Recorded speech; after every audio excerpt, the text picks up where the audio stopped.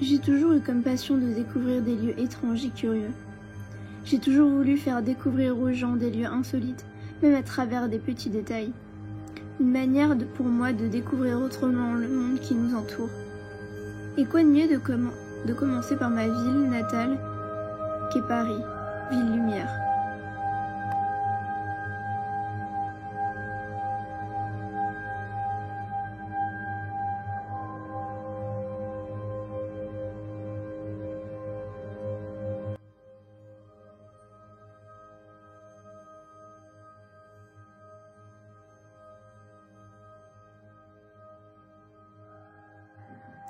Pour ce premier épisode, j'ai choisi le quartier mythique de Montmartre, l'un de mes quartiers favoris qui cache bien son lot de petites surprises.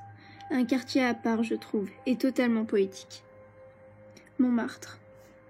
Ce quartier romantique, aux petits lieux dissimulés à travers une cour, une rue. Aujourd'hui, je vous emmène visiter sous un autre angle ce magnifique quartier.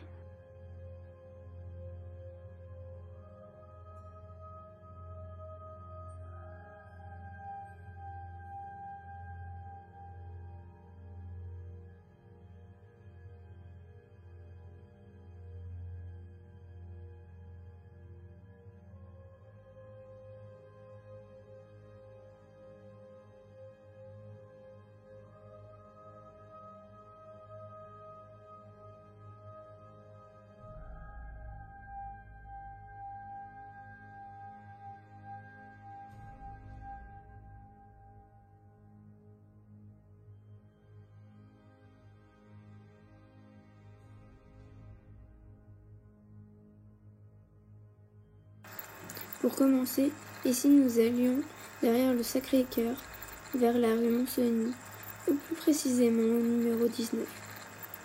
Il nous suffit juste de lever la tête pour découvrir des gravures plus que curieuses et fantasques, comme cette gravure de chauve-souris que l'on aperçoit, ou cette araignée tissant sa toile, ou encore un rat ou bien un chat. Par ailleurs, les ornements des balcons datent tous de 1930, mais aujourd'hui ni le sculpteur et ni l'artiste n'ont signé leurs œuvres. En continuant plus loin, on rejoint la place avec tous ces artistes peintres. Et si nous allions juste à côté de l'espace Salvador Dali, juste avant, nous pourrons apercevoir une drôle de porte qui par certains angles donne des reflets ambrés. Elle était la porte de la demeure de Maurice Neumont, artiste peintre et lithographe, mort dans les années 30. Elle est de style art déco, et ses détails font référence à l'univers animal, avec ses toiles d'araignée, ses fenêtres ressemblant à des ailes de papillons, et ses poignées ressemblant à des chouettes. Une petite merveille que vous ne manquerez pas de voir à votre prochain passage à Montmartre.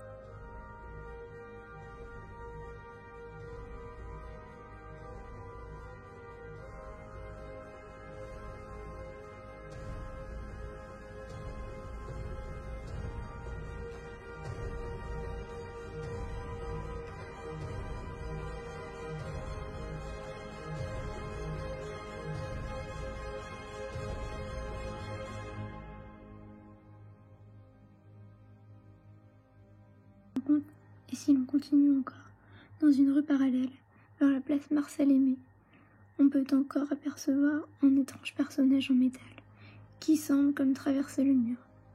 C'est le célèbre passe-muraille de Montmartre. Elle a été réalisée par l'acteur Jean Marais en hommage à l'œuvre éponyme de son ami Marcel Aimé.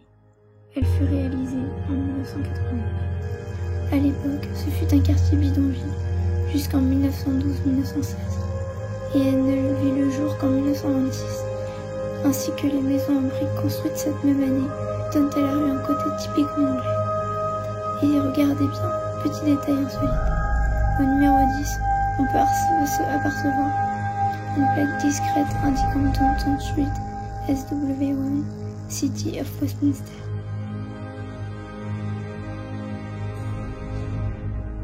Continuons sur notre chemin. En nous promenant à côté, on peut trouver un vieux caban solaire. Il ferait référence au fameux clocher du Sacré-Cœur, avec comme inscription « Quand tu sonneras, je chanterai ».